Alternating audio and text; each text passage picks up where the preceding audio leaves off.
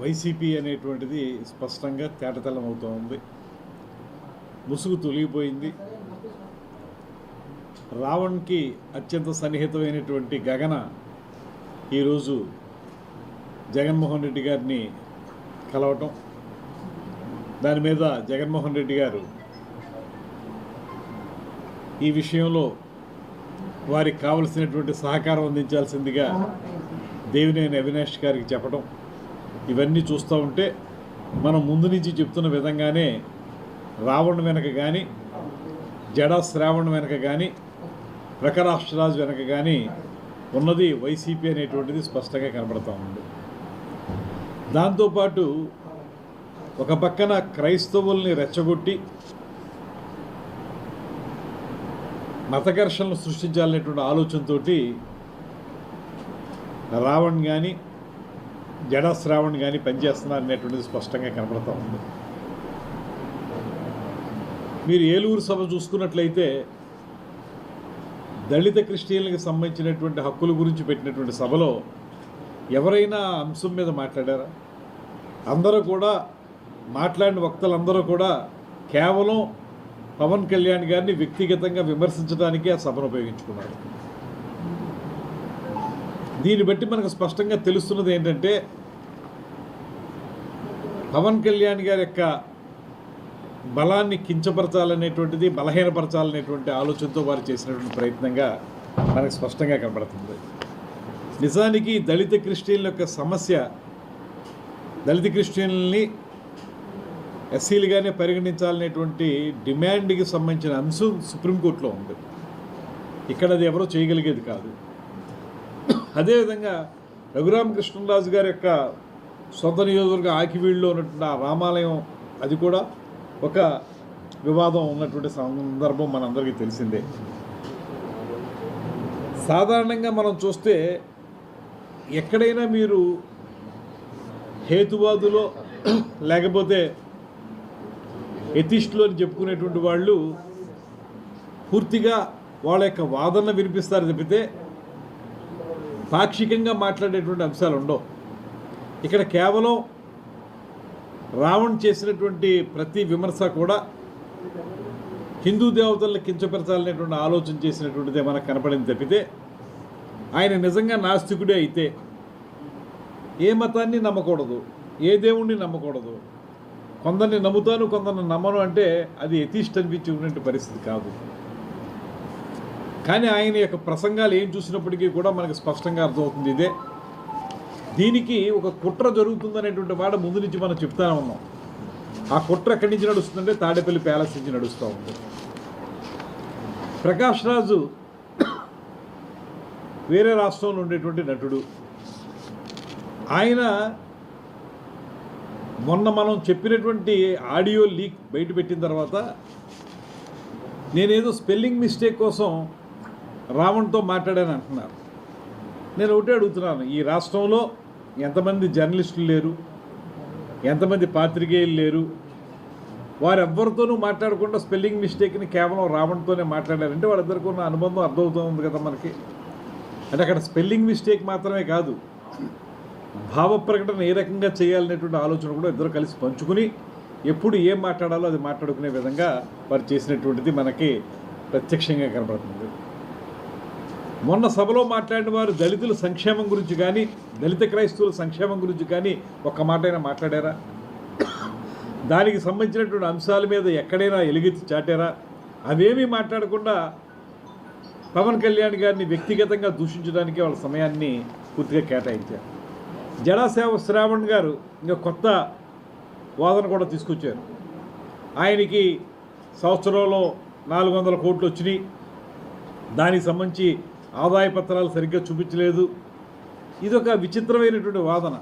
మనకు తెలుసు, సినిమాలు అనేవి ప్రారంభమై ముగిసి విడుదలకు నోచుకునే సమయానికి పెద్ద హీరోల సినిమాలు అన్నీ కూడా 2 సంవత్సరాలు, 2.5 సంవత్సరాలు, 3 సంవత్సరాలు పడతా ఉంటాయి. 2024 అధికారికంగా ఆ ఎన్నికల్లో పవన్ కళ్యాణ్ గారు సమర్పించినటువంటి ఎఫిడవిట్ని ఒకసారి చూడమనండి. ఆయన చాలా గొప్ప న్యాయవేత్తనని చెప్తున్నాడు కదా. ఆయన స్పష్టంగా ఆయనకి ఆ సంవత్సరంలో వచ్చినటువంటి ఆదాయాన్ని ఆయన ధృవీకరించి మరీ చెప్పారు. దాన్ని స్పష్టంగా తెలియజెప్పడం జరిగింది. ఇది ఒక కొత్త వాదన తీసుకొచ్చి అసలు ఒక్క విషయం నేను అడుగుతాను మీకు ముందు నుంచి కూడా. ఏనాడైనా పవన్ కళ్యాణ్ గారు జడశ్రావణ్ గారి గురించి ఒక మాట కానీ ఆయన యొక్క విధానాల గురించి కానీ ఎప్పుడైనా మాట్లాడారా? కేవలం పవన్ కళ్యాణ్ గారిని టార్గెట్ చేయమని చెప్పి వైసీపీ మీకు చెప్పింది కనుక మీరే ఎప్పుడు కూడా టార్గెట్ చేసి పవన్ కళ్యాణ్ గారిని కేవలం ఒక మతానికో ఒక కులానికో పరిమితం చేసే విధంగా మీరు ప్రయత్నాలు చేశారు. సనాతన ధర్మం మీద దుర్మార్గమైనటువంటి మాటలు మీరు మాట్లాడారు. అదేవిధంగా రావణ్ కూడా అదే మాట్లాడాడు, ప్రకాష్ రాజ్ కూడా అదే మాట్లాడాడు. ఇవన్నీ చూస్తే వీళ్ళందరికీ ఒకే స్క్రిప్ట్ తాడేపల్లి ప్యాలెస్ నుంచి వస్తుంది. దాన్ని మాత్రమే వాళ్ళు అమలు చేస్తున్నట్టుగా స్పష్టంగా మనకు కనబడతా ఉంది. ఇక ఈ కుట్ర మొత్తంలో కూడా మనకి రావణ్ అదేవిధంగా ప్రకాష్ రాజ్తో పాటు జడ శ్రావణ్ కుమార్ గారు ప్రధానమైనటువంటి ఒక పాత్ర పోషించాడు. ఆయన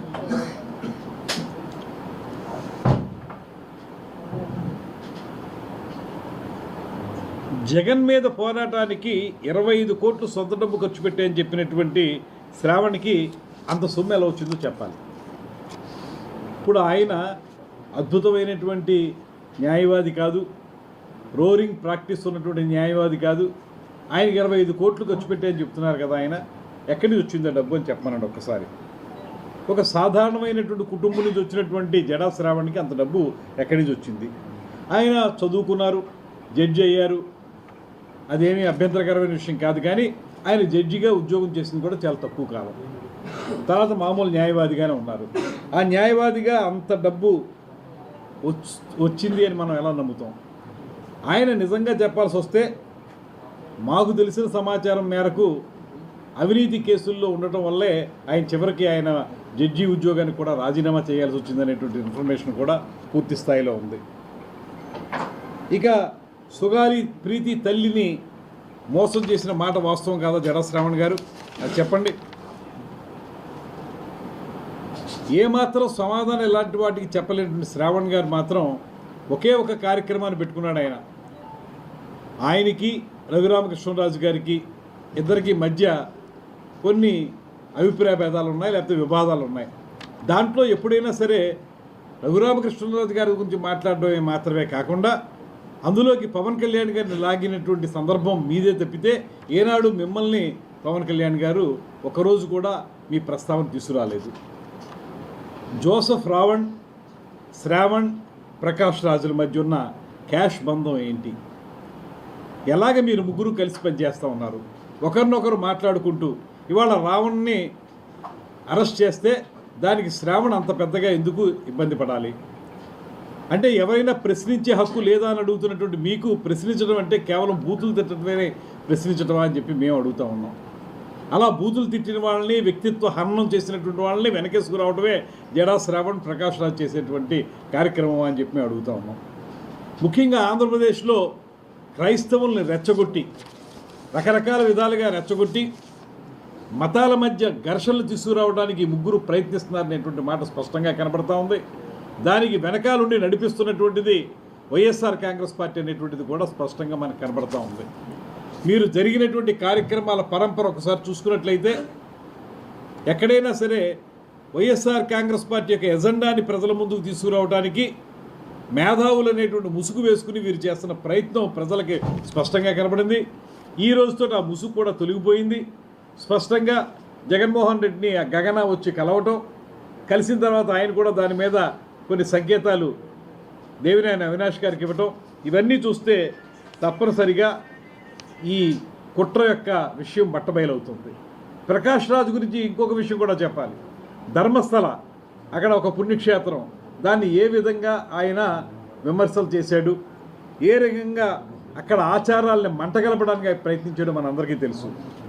అలాంటి ఆ కుట్ర కేసులో అరెస్ట్ అయినటువంటి చెన్నై అనేటువంటి వ్యక్తి ప్రకాష్ రాజ్ చీకటి కోణాన్ని బయటపెట్టిన వాస్తవం కాదా?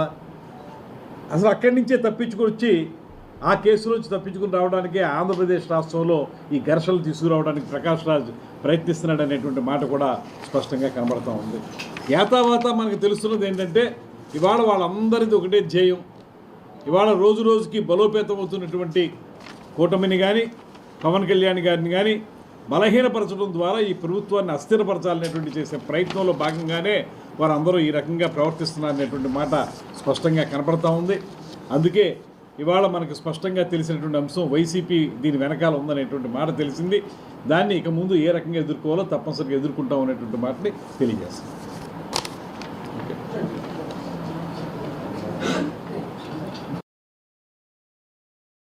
అందరికీ నమస్కారం. ఈరోజు ఈ రాష్ట్రంలో జరుగుతున్న కుట్ర కుతంత్రాలని ఈ తెలుగు రాష్ట్ర ప్రజలకు తెలియజెప్పాలని చెప్పి మీ ముందుకు వచ్చాం. మీరు చూస్తూనే ఉన్నారు, గత 2 సంవత్సరాల నుంచి పవన్ కళ్యాణ్ గారి మీద ఆయన్ని కేంద్ర బిందువు చేస్తూ వైసీపీలో ఉన్న నాయకులు ముప్పెట దాడి చేస్తున్నారు. దేనికంటే కూటమి ప్రభుత్వం ఏర్పడటానికి, వైసీపీ ప్రభుత్వం దిగిపోవటానికి ఆయన ముఖ్య కేంద్ర బిందువు అయ్యాడు. కాబట్టి ఆయన మీద కులాలు ఆపాదించడం, మతాన్ని ఆపాదించడం, కులాల మధ్య చిచ్చు, మతాల మధ్య చిచ్చు పెట్టడానికి ప్రయత్నం చేస్తున్నారు. కాబట్టి ఈ రాష్ట్రంలో ఉన్న ప్రజలందరికీ కూడా, అన్ని కులాల వారికి, అన్ని మతాల వారికి ఒకటే ఒక విజ్ఞప్తి: ఈ వైసీపీ చేస్తున్న కుట్రల్లో మీరెవరు కూడా దాంట్లో ఇరుక్కోవద్దు. ఎందుకంటే ఈరోజు ఎస్సీ వర్సెస్ హిందూ గొడవలు సృష్టించాలి, తద్వారా 2029 ఎలక్షన్స్లో ప్రభుత్వంలోకి రావాలని చేస్తున్న వైసీపీ కుట్రలన్నీ కూడా ఈ మధ్యకాలంలో బయటపడ్డాయి. దానికి నిదర్శనే ప్రశ్నారావణ్. అసలు ఎవరి ప్రశ్నారావణ్? జోసెఫ్ కొద్దిసేపు ఎస్సీ అంటారు, కొద్దిసేపు కమ్మ అంటారు. అంటే కమ్మగా చిత్రీకరిస్తూ కాపులకి కమ్మలకి మధ్య గొడవ పెట్టడానికి ఒక ప్రయత్నం, ఎస్సీగా చిత్రీకరిస్తూ అలానే మతాల మధ్య గొడవలు పెట్టి చిచ్చు పెట్టి దానివల్ల లబ్ధి పొందాలనే ప్రయత్నం ఈ రాష్ట్ర ప్రజలందరూ చూస్తూనే ఉన్నారు. మీకు ఒక చిన్న ఎగ్జాంపుల్ చెప్తాను.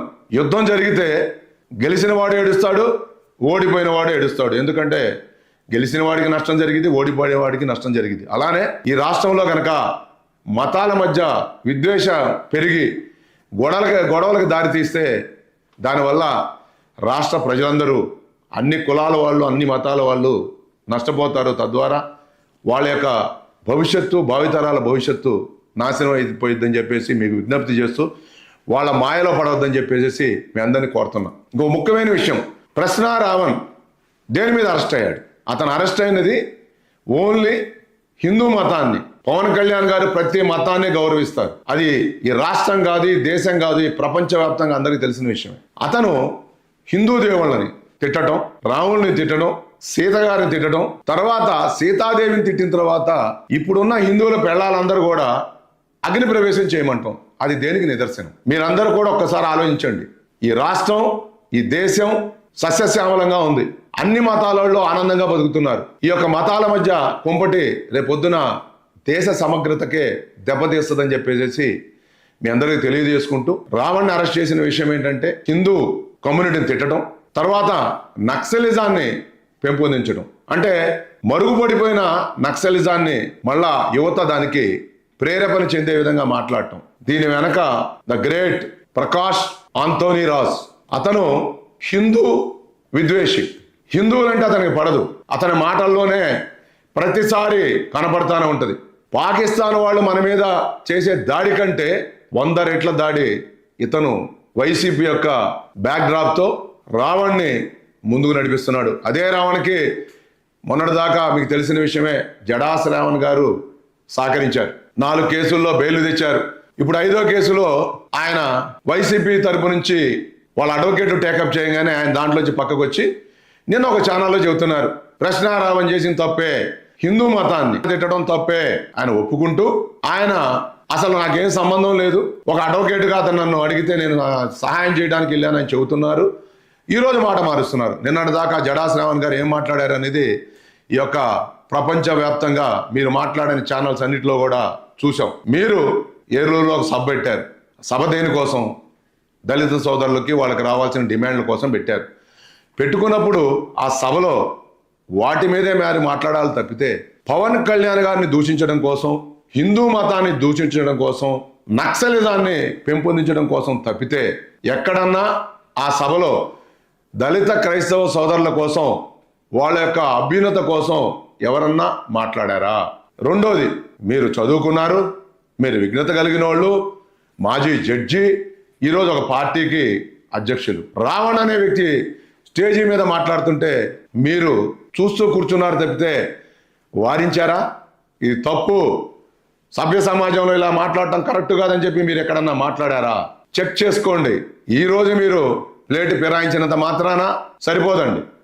మనం మాట్లాడే మాట ప్రతి ఒక్కటి కూడా రికార్డ్ అయి ఉంటుంది. ఎన్ని తరాల తర్వాత అయినా సరే ఆ రికార్డు బయటకు వస్తుంది.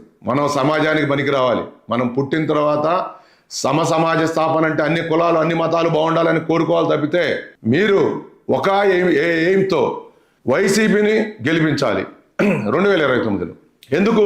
మీరు గత 19 నుంచి 24 దాకా తెలుగుదేశం తరఫున వైసీపీ మీద యుద్ధం ప్రకటించి ఛానల్స్లో మాట్లాడారు. ఆ రోజు ఎలక్షన్ టైంలో మీరు 25 కోట్లు 5 సీట్లు అడిగానని చెప్పి మీరు ఒప్పుకున్నారు. అది ఇవ్వలేదు. కూటమి ప్రభుత్వంలో కుదరలేదు, మీకు ఇవ్వలేదు. వెంటనే మీరు కూటమి విద్వేషిగా మారి జగన్మోహన్ రెడ్డి గారికి తోడుగా నిలుస్తూ పేరుకో పార్టీ పెట్టి ఆ పార్టీ జగన్మోహన్ రెడ్డి గారితో పాటు కలిసే విధంగా మీరే ఒప్పుకున్నారు. నేను జగన్మోహన్ రెడ్డి గారికి వైసీపీకి కలిసి పనిచేస్తానని చెప్పి మీరు ఒప్పుకున్నారు. దేనికి సంకేతం ఇస్తున్నారు? మీరు మతాల మధ్య గొడవ జరగటం మీకు ఇష్టమా? దానివల్ల లబ్ధి పొందటం కావాలని కోరుకుంటున్నారా? కులాల మధ్య గొడవలు కోరుకుంటున్నారా? అమలాపురంలో కూడా గతంలో ఇలాంటిదే ట్రై చేశారు. కానీ అమలాపురంలో ఉన్న ప్రజలు తెలుసుకున్నారు కాబట్టి ఆ రోజు ఆ గొడవలు పెరగకుండా అందరితో ఆగిపోయింది. ఏ రోజు కూడా సమాజంలో ఉన్న ప్రతి ఒక్కళ్ళు కూడా బలహీన వర్గాల దగ్గర నుంచి ప్రతి ఒక్కళ్ళు కూడా ఆనందంగా బ్రతకాలనేదే కూటమి ప్రభుత్వం యొక్క జయం. దానికోసం పవన్ కళ్యాణ్ గారు అహర్నిశలు కష్టపడతానే ఉంటారు. జడా శ్రావణ్ గారికి ఇంకొక క్వశ్చన్. మీరు మీ పార్టీ పెట్టిన తర్వాత 25 కోట్లు ఖర్చు పెట్టారని చెప్పారు. 25 కోట్లు పెట్టిన ఖర్చుని మీరు ఎలక్షన్ కమిషన్ కి సబ్మిట్ చేశారా? రెండో పాయింట్, పవన్ కళ్యాణ్ గారు స్టేజీల మీద నాకు ఆ సినిమాకి ఎంత వస్తుంది, ఈ సినిమాకి ఎంత వస్తుంది అని చెప్పారు. దానికి ఇన్కమ్ ట్యాక్స్లు పే చేశారా?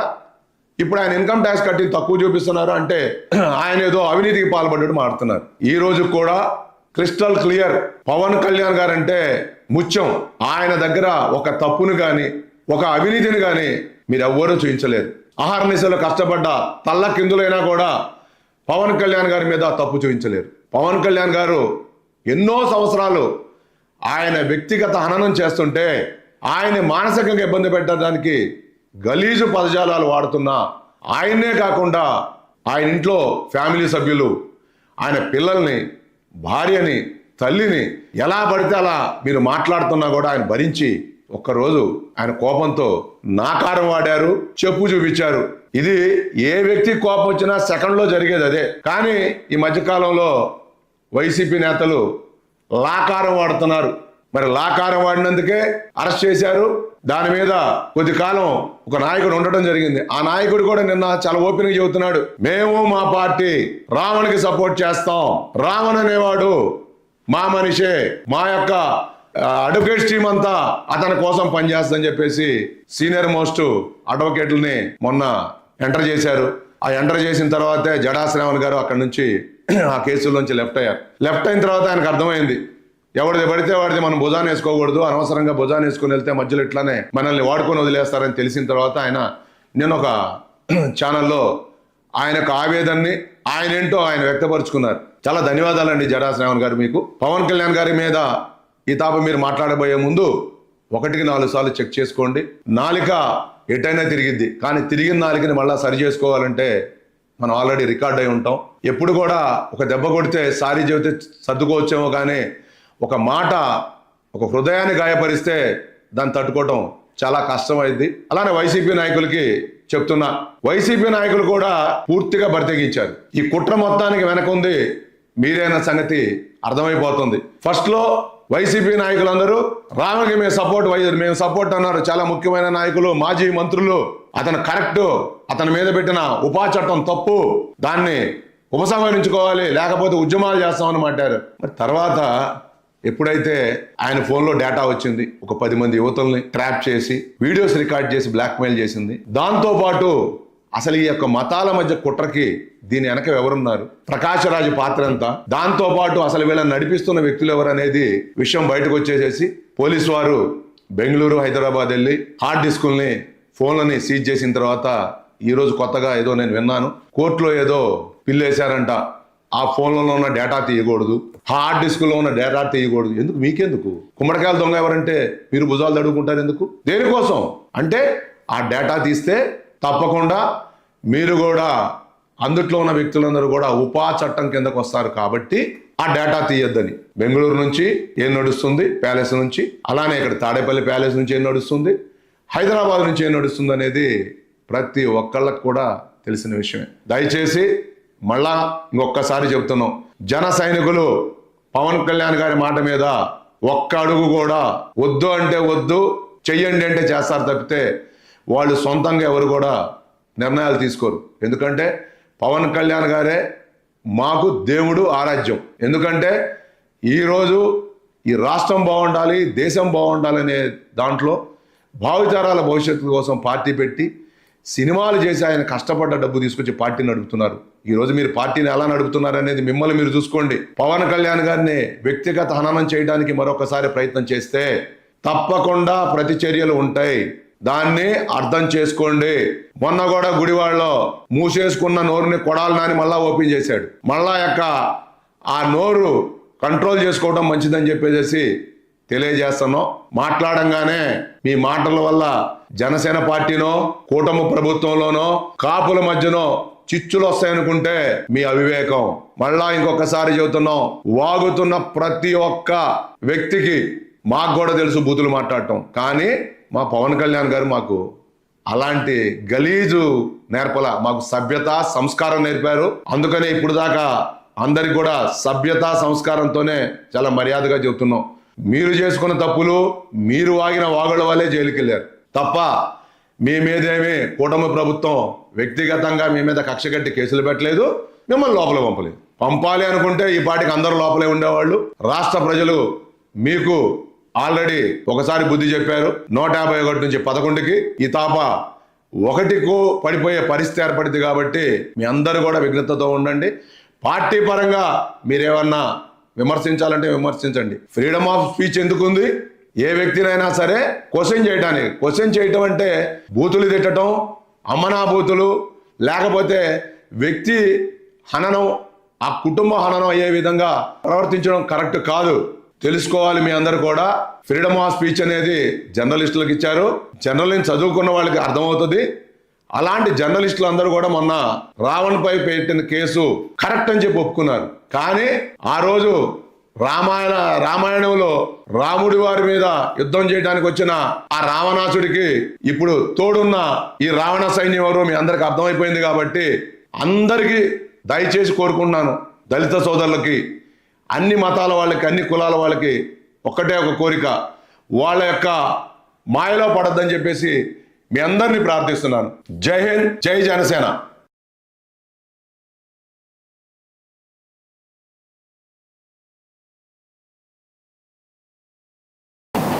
ఈ జడా శ్రావణ్ కుమార్ ఈయన గౌరవ పవన్ కళ్యాణ్ గారి మీద ఇన్కమ్ ట్యాక్స్ డిపార్ట్మెంట్లో నేను ఇన్వెస్టిగేట్ చేయండి అని చెప్పి నేను ఒక పిటిషన్. పంచాయతీరాజ్ గ్రామీణాభివృద్ధి శాఖ ప్రతి అడుగులో అపూర్వ విజయాలు అందుకుంటోంది. రాష్ట్రీయ గ్రామ స్వరాజ్ అభియాన్ ర్యాంకింగ్స్ లో ఏపీ 24వ స్థానం నుంచి నంబర్ 1 స్థానానికి చేరుకుంది. కేవలం 2 ఏళ్లలో సాధించిన అద్భుతమిది. నీటి సంరక్షణలో దేశంలోనే ఏపీ ప్రథమ స్థానంలో నిలిచింది. పంచాయతీరాజ్, గ్రామీణాభివృద్ధి, నీటి సరఫరా ఉద్యోగులు, అధికారులు, ప్రజాప్రతినిధుల పనితీరు పెంపొందించే శిక్షణకు సంబంధించిన రాష్ట్రీయ గ్రామ స్వరాజ్ అభియాన్లో దేశంలోనే ఏపీ మొదటి స్థానం సాధించింది. వర్షపు నీటి సంరక్షణ, జలవనరుల సద్వినియోగం వంటి అంశాల్లో ఏపీ విధానాలకు జాతీయ స్థాయిలో మొదటి బహుమతి లభించింది. సామాజిక తనిఖీలు సమర్థంగా నిర్వహించినందుకు ఏపీ దేశంలోని అగ్రస్థానంలో నిలిచింది. మనము ఈసారి కూడా సక్సెస్ఫుల్గా కంప్లీట్ చేశాము. అండ్ ఉప ముఖ్యమంత్రి వర్యులు పాలనలో చాలా పారదర్శకంగా ఉండాలని చెప్పిన మేరకు మేము ప్రతి అంశంలో కూడా పారదర్శకతను ప్రదర్శించామండి. आंध्र प्रदेश की ग्राम पंचायतों ने 1000 करोड़ से ज्यादा की आय करी. एग्जैक्ट फिगर बता देता हूं, 1035 करोड़ पिछले साल आंध्र प्रदेश की ग्राम पंचायतों ने प्रॉपर्टी टैक्स के द्वारा अर्जित किया है और सारा का सारा ऑनलाइन किया है. मेरे ख्याल से और राज्यों को भी इससे सीखना चाहिए. ప్రధానమంత్రి గ్రామీణ సడక్ యోజన పనుల్లో ఆంధ్రప్రదేశ్కు జాతీయ స్థాయిలో 2వ ర్యాంకు వచ్చింది. పంచాయతీరాజ్ గ్రామీణాభివృద్ధి బాధ్యతలు చూస్తున్న ఉప ముఖ్యమంత్రి పవన్ కళ్యాణ్ గ్రామీణ రహదారుల విషయాల్లో మొదటి నుంచి ప్రత్యేక శ్రద్ధ కనబరుస్తున్నారు. రహదారుల నాణ్యత విషయంలో ఏపీ మంచి ప్రమాణాలు పాటిస్తోందని కేంద్రం కితాబిచ్చింది. తమ పనితీరు కనబరిచే పంచాయతీల్ని ప్రోత్సహించడానికి కేంద్రం ఏటా ప్రకటించే పంచాయతీరాజ్ అవార్డులో రాష్ట్రం మరోసారి సత్తా చాటింది. జాతీయ స్థాయిలో అత్యధిక ర్యాంకులు సాధించిన 2వ రాష్ట్రంగా నిలిచింది. వ్యవస్థ సరిగ్గా పనిచేస్తే గ్రామాలు ఎంతటి సామర్థ్యాన్ని సృష్టించగలవో చెప్పే ఒక బలమైన ఉదాహరణ. How do you define caste? Is the society applying caste the way God Krishna envisioned it in Bhagavad Gita? I think sometimes communication is very essential. If I have to connect with somebody, caste should not be the priority. I think we should come out of it. That's what I feel. I think you should be away from caste. Under your leadership, what sort of concrete ecosystem do you want to build? I really want Gen Z to be multidisciplinary learning. Gen Z should look at agriculture. Don't ignore agriculture. మీరు చేసే పనిలో మంచి కనిపిస్తే చాలు, మనిషి కనిపించక్కర్లేదు అని. So అలా ఉంటే చాలా, ఇలా ఉండాలని సజెస్ట్ చేస్తారా? నువ్వు సినిమాలు అయితే టక్మని కొట్టేస్తావు, నీ కళ్ళ ముందు అదే షూటింగ్లో గొడవ అవుతుంది, నువ్వేం చేస్తావు చెప్పని నేను అనుకుంటా. I said, if I would have taken law and order, I don't know how the situation would be. I'm glad that I didn't take law and order. నా కళ్ళ ముందు నేను ఎందుకు వచ్చాను పాలిటిక్స్కి అంటే, don't believe blindly in political leaders. Maybe let me start with you. You come out with a proposal. Thank you, sir. You prepare yourself for the next generation. If the so-called political leaders, including me, if I am not doing right, you should be prepared enough to replace me. Hi Kalyan garu, I'm Likita. Hi. So my question is, today's generation, especially the youth, they're having a lot of talent, but they're lacking the direction and exposure, especially from tier 2, tier 3 cities. Tier 2, tier 3, okay. Yeah. So under your leadership, what sort of concrete ecosystem do you want to build so that they become job creators rather than the job searchers? That's a challenge, no? Yeah. It's quite a tough question to answer. It's quite a deep question. What do you think you should do? You educate me on that. Yeah, I'll educate you. The first thing that I feel is colleges should be very transparent in maintaining the curriculum, which is very practical rather than the theoretical thing, where students have a lot of exposure in gaining the industry skills, real exposure. That is one thing. And the second thing, from the government side, they can have some sort of innovation hubs and all in every district, so that they can encourage entrepreneurship and different innovations like AI and demanding technologies as well. I feel we need multi-skills. That's what I look at. Okay. But the sad part is our education system is very, I keep seeing last 10-15 years, I keep meeting a lot of brilliant youngsters. I met a boy of 13 or 14-year-old. He made a e-scooter. Mm-hmm. And with 30,000-40,000 he made, I think 25,000 something, less than that. And I feel a great amount of talent is there. Yes. And I look at a lot of outsourcing. A lot of people come to me when I go to Mangalgiri, when I go to AP. A lot of outsourcing employees come, youngsters. They're saying, it's a temporary employment, but we've been stuck here for 10-15 years. For me, in an administrative point of view, I look at one way, but if I look at their age and everything, as you're talking about Tier 2 and Tier 3 cities, I think we have to expand their choices of skill development. Yes. For me, my heart feels a person should be equipped with 3 to 4 skills, not just one set of skill. The problem is our entire education is focusing only on one set of skills. If you look at cricket also, we prefer all-rounders. So I think at every level, imagine if you have one profession at all, one set of skills, suppose if that does not give you enough money, generation is not there, so what is my next alternative? I think that options are not there. I think as a government and also as a political party, as an individual, I feel I want to equip people with multiple skills. Because same person can have, he should be taught in school something about, if he's learning about combinations, I mean, innovation is really, really missing in our country. A lot of brain drain is happening. But how do we contribute? How do we think I think our educational system somewhere even deep down, our entire educational system is not equipping people the way it should be. I think deeper discussions has to happen. I don't think I can answer in one way or something, because deep down, that's what I prefer. Multidisciplinary education is very, very essential for this kind of innovative approach. I mean, innovation. Jobs of innovation should, if they want it to happen, I think multidisciplinary skills are needed. And if you look at in 1960s and 1970s, a lot of even in US or especially in US, people are able to construct their own houses, and they had some do-it-yourself kit. They're able to build it on their own. I think for Indian youth, I feel we don't have dignity of labor. If you're talking about a job, that means one particular skill. But there is so much of unemployment. So much of employment, I could see it in agriculture. People are not willing to do that job. Yes. You don't have to put some gumboots, put some gloves, and still you can do in agriculture. Correct. Or else you can be an agriculturist at the same time. After 2-3 hours of work, why can't you shift into some kind of electronics course, some kind of AI? I always prefer an individual should have a multidisciplinary learning to make his life better. So the exposure will be more, and the chances of winning is more. Right. The more you are exposed to multidiscipline. For me, that's how I trained myself, because I was so scared. For example, when I was in Chennai, I used to go into that, the Mount Road. There used to be one electronic institute. Even I was learning about, soldering. And I went into electronic course. I went into NIIT because I was exposing myself for multiple options. I think that gave me an edge in the cinema to understand. I exposed to cinema. I exposed to multiple fields.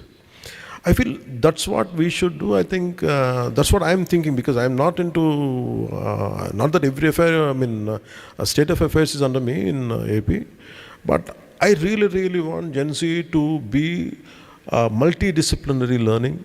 Whether education institutions offer or not, we have to pursue our own, in our own way, to be a multidisciplinary learning personality.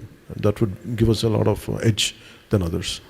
And if you would have an option to have a community platform like Student Tribe, which is uniting all the students into one platform, how would you utilize it in different ways?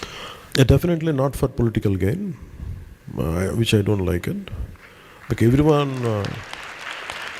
but I would like to share, sometimes an idea triggers, sometimes... Not that every person knows every damn thing, not necessarily. Sometimes a simple interaction like this, I think we tend to share ideas. Why I don't know something, you say something, I say something. Suddenly one person says from that corner, maybe it might trigger an entire community or tribe who are associated with that. I think sometimes communication is very essential. Maybe we don't know what would come out of that communication, and that might trigger somebody something, and which would benefit us all. In that way I look at it. Thank you so much. Sir, I just want to add a point here. Since she is talking about unemployment, due to the economic slowdown that has happened in the erstwhile YCP government in the state, currently the unemployment rate in Andhra Pradesh is almost like 8.2%, sir. It is higher than the national average. In fact, it is highest in the country now. And what I feel is like, sir, all these billion-dollar investments and all, okay, they are good, but if we want to really generate jobs in the state, MSMEs could really help, sir. Like, they are the employability in the MSMEs is like too high.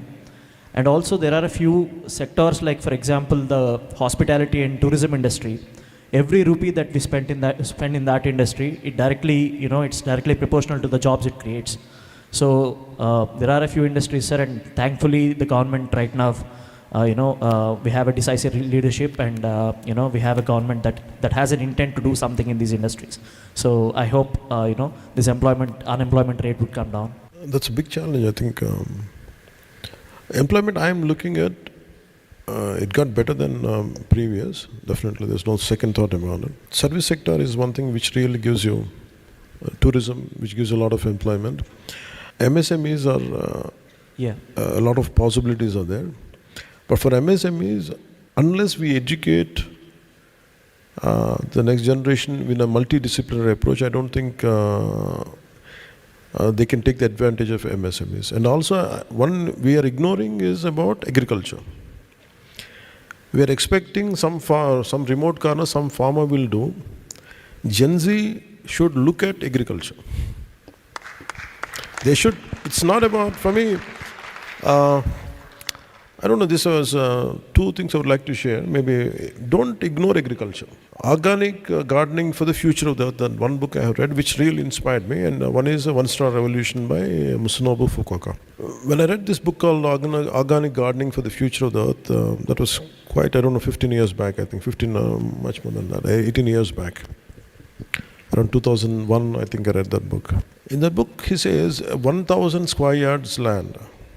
If you really do a proper, with multi-cropping thing, this is done in, I think, Princeton, hopefully, if I'm right, it is in Princeton University model. When they had done it, it is able to give sustainable living for family of 4. So today, when I actually go into the field, there is a lot of shortage of creative labor. I used to be, when I was growing up, when 17 or 18, I wanted to look for a job. Sometimes even I'm imagine, okay, I learn multiple languages or something, everything, but I want to do something more closer to nature. I think one aspect is like kibbutz. In Israel, they do collective farming. In MSMEs, I feel, why can't we do MSMEs in the way of, if you take a 10-acre piece of land is there, if a lot of around 20-30 individuals do come together, while doing the agriculture, how could they make it a value addition to it, to their produce? I think in that way, I think we should explore a lot of ideas, because I have my own limitations in exploring this, but I have to sit with experts, I have to sit with someone who is passionate about it. I think we can explore. I think maybe this triggered me, the question she asked me triggered me. Maybe when I go back after a few months from now, maybe I'll speak to a lot of youngsters, in which way they can contribute and what they're looking at. And unless I don't know the set of skills, I don't know how to design it. Or they need their aspirations. If they tell me, okay, my aspiration is to learn something, maybe we can design some courses. I think that's what I'll explore in future. Sir, when you talk about agriculture as a career, the entire world has seen when the Ukrainian and Russian conflict broke out. When the conflict in Ukraine and Russia broke out, the entire world has seen the wheat shortages.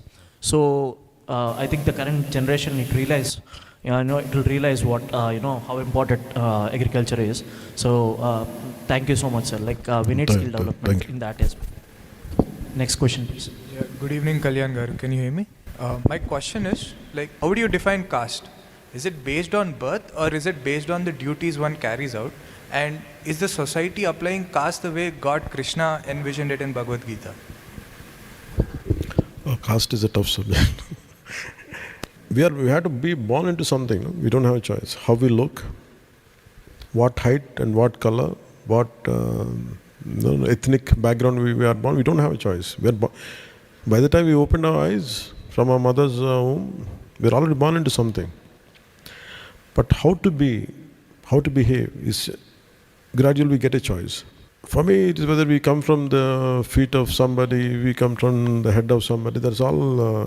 That's another discussion altogether. My approach is will all those discussions, are they giving me a solution to it, or is it making my life more harder? What is the solution, if there is any? No, the topic should be, okay, if you want to understand caste, don't just decide it for the entire ecosystem or entire India. Think about the entire globe. You name it as caste or you name it something else, there are tribes, or occupational tribes rather, we can say. And as time progresses, things are bound to happen, things are bound to change. We have to evolve. I personally feel caste is an identity which we don't have a choice. But how to come out of it, or to what extent we have to negotiate and move ahead, it's purely our choice. I feel caste should not. I think our constitution has given enough chances for everybody. It gives chances for everybody. We have to come. Constantly, caste should not become a way to, to pick up a fight, to divide the nation. I think we should come out of it. That's what I feel. And second part is, there is so much to say about caste. I'm thinking whether to say it or not. I don't know whether it's the right time. But one time in future, somehow I'll say sometime in future. Caste has become a very touchy topic. And suddenly people will become an entirely different mindset altogether, including between friends. And ethnicity or region or religion or caste, they become very sensitive topics. And suddenly, any caste which is dividing you as a human, which is making your humanity is killing because of being eroded because of caste, I think you should be away from caste. I personally feel, I understand caste, I understand, but if it corrodes me, if it depletes me within, I want to be away from any caste system. As long as caste, if it is making, I think there are enough examples out there. We can come out of caste. Maybe sometimes, not that entirety of humanity evolves at the same time. I think individuals should emerge out strong. I think they should become role models. Caste should be a very minute part of your life, not the entirety of your life. To sum it up, I can say that. Not more than that. You said come out of caste. What do you mean by come out of caste? You don't make friendships out of caste. Just because he is your caste, don't try to. If I have to connect with somebody, caste should not be the priority. You have to like somebody for their character, you have to like for someone for their knowledge. But not because he belongs to someone. Normally what happens is, if he says he's my caste, suddenly the trust quotient increases. I think we have to come out of it. Whether he's your caste or not, it is not about that. It is about he is the right person, he is a person of values, he's an individual, he or she is a person of integrity. I think that's what you should measure. Don't take caste as a measurement to judge for both good and bad. That's what I look at. మీరు చూస్తే you can go through the 7 principles of Janasena. So first principle is కులాలను కలిపే ఆలోచన విధానం. So that's the first thought process. And నాకు కళ్యాణ్ గారి thought on cost ఇదంతా ఎలా పరిచయం అంటే, Sripathi Ramudu sir, Hyderabad central university professor. So he taught for us sir. కాబట్టి ఆయన he was the one who introduced me to you. He was your professor. He is your professor. yes sir. So అలా తెలుసు అన్నమాట. He said that even now or before 2000. Okay. He was the one who said ki you read a lot about Ambedkar, so you understand the social issues well. So idanta cheppunnaru sir okkasari. Caste should not be, somehow I feel we have to kulalni teeseyalem, because there are very strong cultural identities. For example, why you talk about caste, one issue I want to tell you. One of my friend he belongs to one particular Vishwakarma community. Each caste, I don't know about thing, because they has an area of expertise. If there is some kind of who carves temples and all, who carves idols, in their DNA they have some ability than rest of the caste. So, for the example, community of Vishwakarmas, I think they are capable, I don't know, something with the sketching, painting and shaping, construction of temples, carving idols. I think inherently it comes to them. It is there in their DNA. I think sometimes carving temples only this particular Vishwakarma community will excel. Unlike Japan, we didn't do much. Not every individual should come. I think we have to explore that. To caste we cannot annihilate caste. That's the reason why I said caste. Unification of caste is needed. Aikyata enduk maatante, you can never annihilate castes in India, or no matter anywhere in the world. You cannot annihilate your cultural identity. Even if it is either if you go to Africa, you become some tribes, or maybe it's vice versa, something in each country. Rather, I look at caste as how do we cooperate with each other, how do we complement each other, and in that way only you can annihilate caste, not by fighting with you, not by degrading you, not by making superiority. I think that doesn't work. I think in that way I try to that's how I look at the caste equation. Thank you, sir. And to add to her question, sir, in the education gurinchi adigina question ki, actually in 2020 when this entire new education policy was being drafted and all, so sir gave some inputs to the central government and the then union education minister Ramesh Pokhriyal, so he acknowledged sir's contribution to the policy with regarding multi-skilling and all that, not just the academics part and all. So regarding your this thing, so vocational training. I am Narendra from Kakinada district, sir. Sir, I have two questions for you, sir. The first one is, social media ప్లాట్ఫామ్లో గట్టా మిమ్మల్ని tag చేస్తుంటారు కదా, ఇలా రోడ్లు పాడైపోయాయి, drainages గట్టా పాడైపోయాయి అని. So ఆ రీల్స్ గట్టా చూసిన తర్వాత మీరు ఏమనుకుంటారు సార్? మీరు అంటే ఎలా ఫీల్ అవుతారు? ఒక అడ్మినిస్ట్రేషన్ ఏమైనా ప్రాబ్లం అనుకుంటారా, లేకపోతే నేను సాల్వ్ చేద్దామని? అంటే individual, if they tagging every problem to an individual, that means system is not right, no? Yeah. And that shows system failure. If only thing, unless they tag to me, situation, problem is being solved or problem is being addressed, that means system is still not the way it's supposed to be. So real success eppudu when they don't tag me, but they tag to the concerned department, then then the issue will be addressed. That's how I look at it, and that's what I keep on telling my officials in the administration. I don't feel great about it. I feel this should be corrected. The next question is, sir, how you manage and politics and the movies, sir? Because I am a dancer, sir. Lack of choice. Lack of choice. And then నాకు ఎలా ఉంటుందంటే, for me politics happened only because of my anger, my reason, my sense of when I look at injustice happen. అంటే సినిమాలు ఎలా ఉంటుందంటే, when you stand for as a character, when you try to do సినిమాలో గొడవలు జరిగినప్పుడు మన కథలో it's very easy for a hero to promote, to retaliate and to do justice. Once you finish that shot, what happened to me was, in real life a lot of injustice happens right in front of me.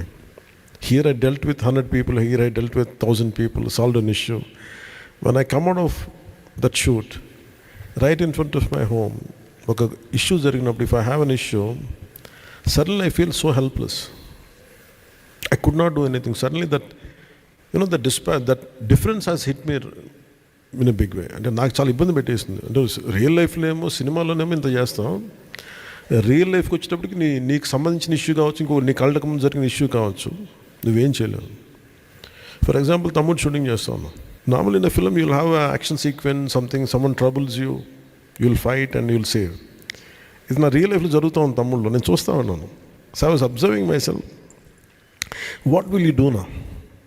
నువ్వు సినిమాలో అయితే టక్మని కొట్టేస్తావు, నీ కళ్ళ ముందు అదే షూటింగ్లో గొడవ అవుతుంది, నువ్వేం చేస్తావు చెప్పని నేను అనుకుంటే, I said I pushed myself and I had to handle that situation to save somebody. So నాకు cinema and politics are blurred. So for me, shifting from cinema to politics is like, an infinite loop. So I don't feel any stress or pressure. It comes out quite natural to me because I train myself that way. Thank you. Hello, sir. My name is Akshaya.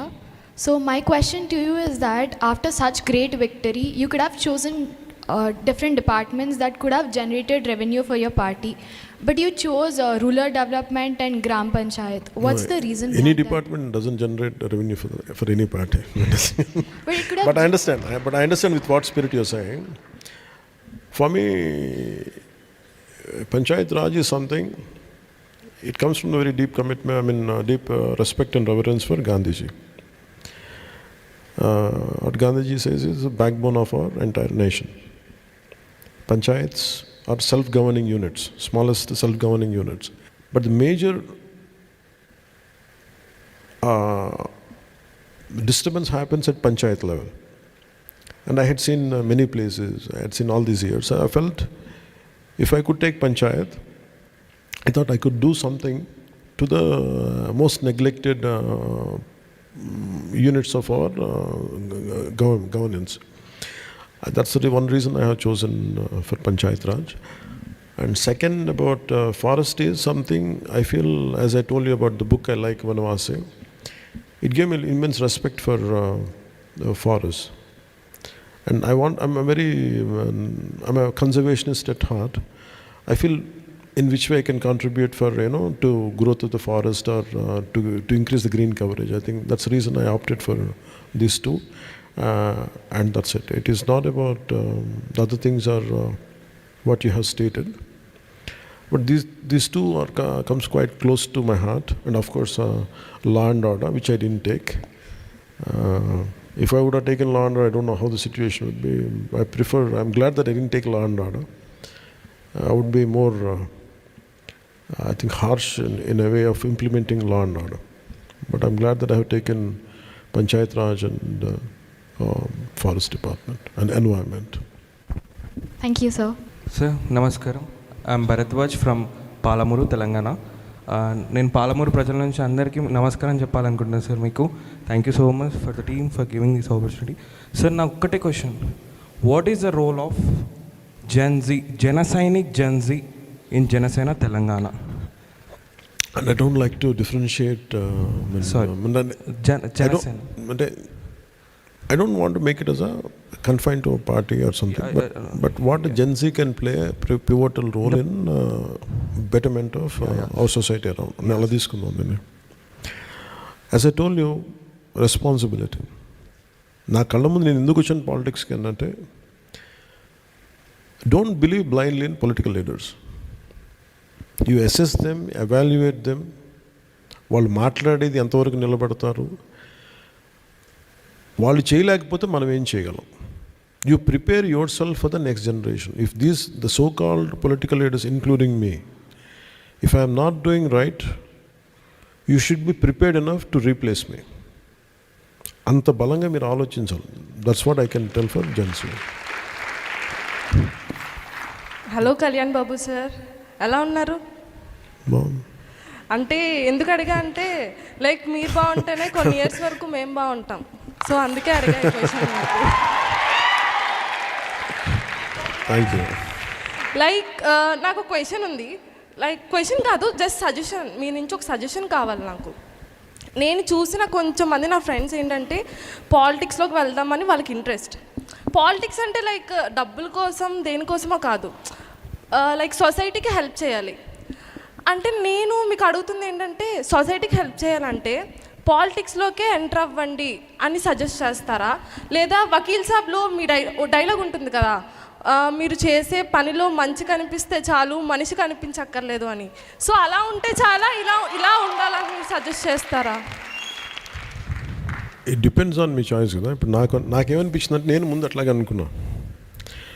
Politics is the highest and toughest to serve people. చెయ్యాలనుకుంటే ఇప్పుడు నేను, for example, I never wanted to come into politics. Though I love to serve nation, a society around, I never contemplated politics, though I admired a lot of political leaders. నేనేమనుకో ఒక ఎన్జిఓలో పనిచేద్దాం అనుకున్నా. But the problem ఎన్జిఓలో చేసినప్పుడు వాళ్ళకి ఏమనిపిస్తుంది అంటే, they are not able to serve to their fullest. Or political leaders are not allowing certain, not every, but in that particular time నేనే expose అయిన దానికి. Then I felt I have taken a decision, I would come into politics.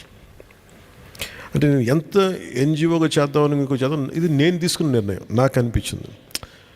For example, ఆదిలాబాద్లో for example there is a water issue. As an individual I'm able to do, ఒక బావి తవ్వించగలను, one borewell, I can get it done. Or I can, with some more funds, I can do it for 10-1500. But if you get into politics, one policy can bring you 30,000 villages, a change in 30,000 villages, and it can impact 3 crore people if we are really committed.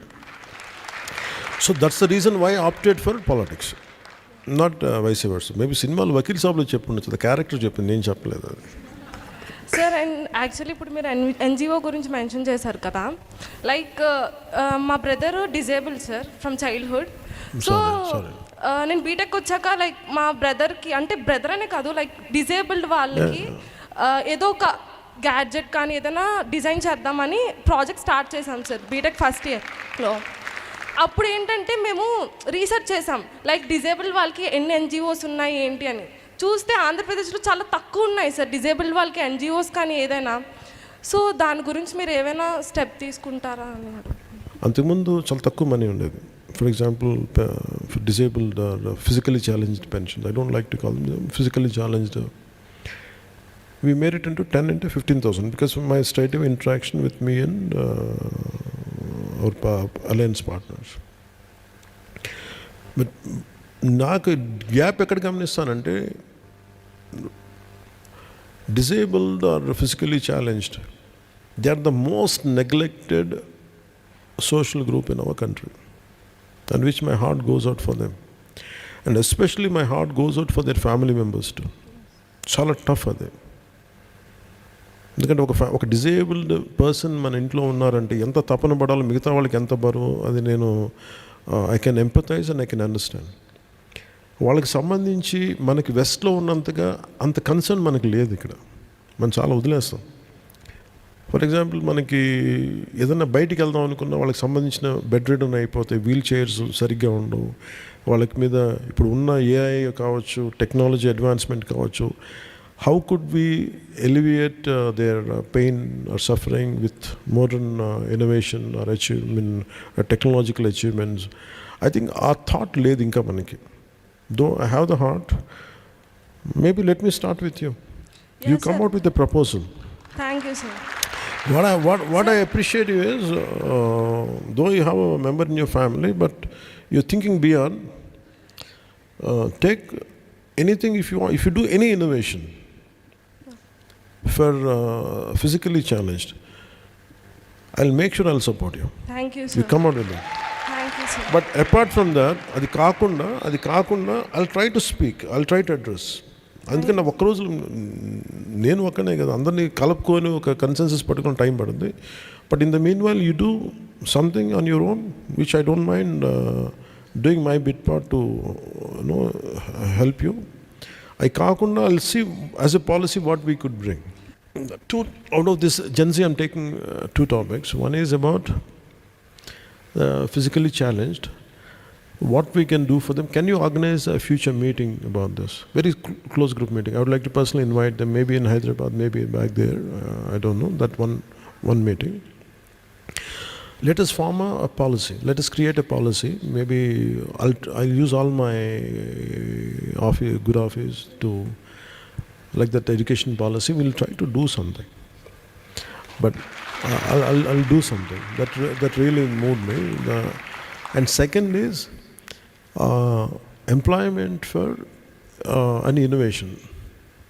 How they come together and on how do they that one part, and sustainable agriculture. How can they become, how Gen Z can get into connect with agriculture. These are the three aspects. If you could, for future takeaway points, maybe we'll form some meeting. Something like that.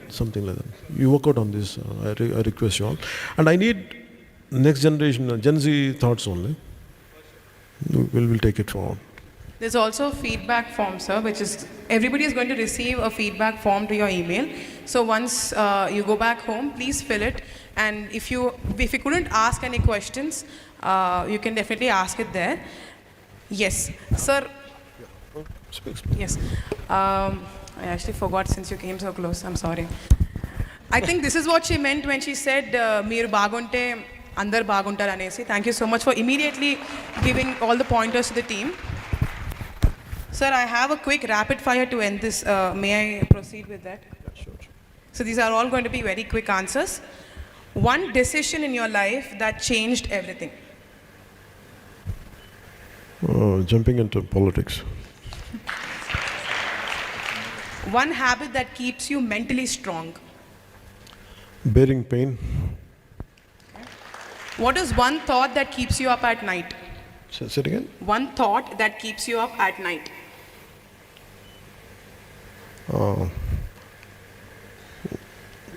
Irresponsibility. Sorry, sir? If I'm irresponsible, which I don't, What if I don't take up responsibility? Let us put it that way. Okay. One quality Gen Z has that your generation did not.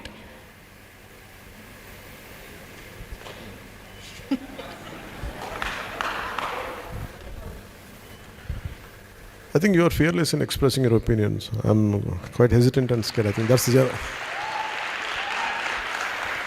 And the only reason is I think you have the luxury of,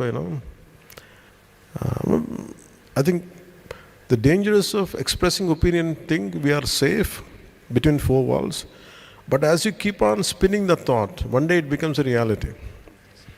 So that's why I think in that way Gen Z found, imagine if in my generation, if I want to express an opinion, it's very difficult for me who are the like-minded groups, like-minded mindsets.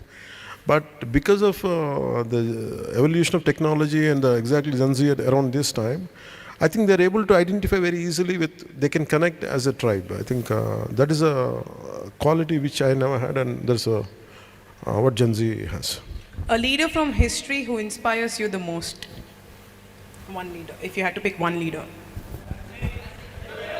Only one? Yeah. Okay, top 3, sir, for you. There are many leaders. For me, one is Loknaik Jayaprakash Narayan.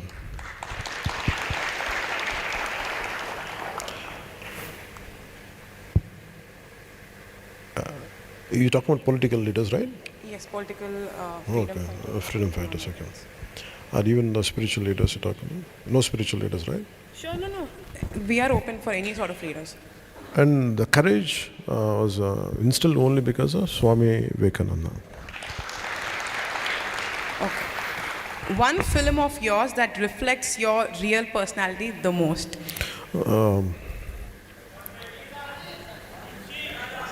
No. It depends on... okay, part of my anger is you can see it in Ojin police station. Maybe if I'm a bad guy, maybe that's OG.